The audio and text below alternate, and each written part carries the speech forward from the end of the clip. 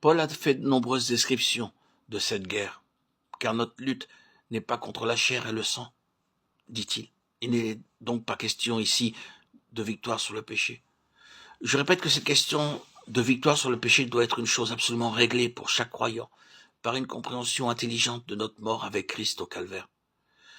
Si nous comprenons bien notre position et que nous saisissons que notre vieil homme a été crucifié avec Christ, et que d'heure en heure nous nous tenons pour morts au péché, alors nous sommes entrés dans la lutte de la sphère spirituelle. Maintenant, nous commençons à comprendre cette lutte dans l'esprit. Ce n'est pas votre âme, ou votre intelligence, ou vos sentiments, ou vos émotions, ou votre corps qui doit combattre. Mais c'est une lutte dans votre esprit. C'est une lutte spirituelle contre un ennemi spirituel, au moyen des armes spirituelles et d'une puissance spirituelle. Car ce n'est pas contre la chair et le sang que nous avons à combattre, mais c'est contre les principautés, les puissances, contre les princes des ténèbres de ce siècle. Je voudrais lever un peu le voile et vous montrer ces forces spirituelles contre lesquelles nous avons à combattre. Dans la Genèse, nous avons un aperçu de la sphère dans laquelle se meuvent ces forces d'opposition, ces principautés, ces puissances.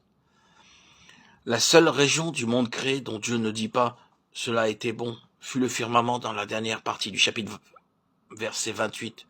Le même mot « cieux » est traduit en anglais par « air ».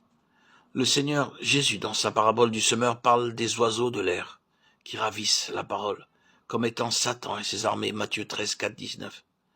Dans l'Épître aux Hébreux, chapitre 9, verset 23, il nous est dit qu'il a fallu que les choses célestes fussent purifiées.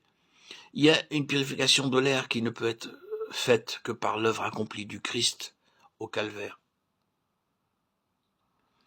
Le Seigneur ne dit pas que cela était très bon lorsqu'il créa le firmament, l'air, à cause des forces invisibles qui s'y trouvaient.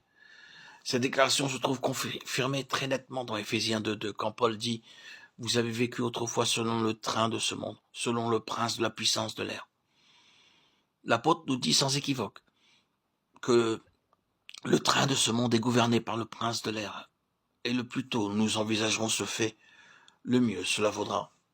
Car nous parlons souvent comme si le monde pouvait s'améliorer, pouvait voir l'âge d'or, au milieu d'un paganisme christianisé.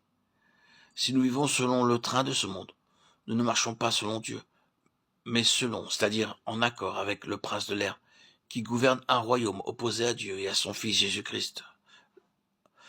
Le Seigneur Jésus parle de Belzéboul comme du prince des esprits malins, et dans Daniel, nous avons un aperçu de ses principaux chefs, dans le prince de Perse, dans les anges puissants sous la domination de Satan, formant une hiérarchie de puissance, la puissance de l'air, en opposition au royaume de Christ qui, dans le conseil de Dieu, est le prince, le Seigneur, prédestiné de l'univers.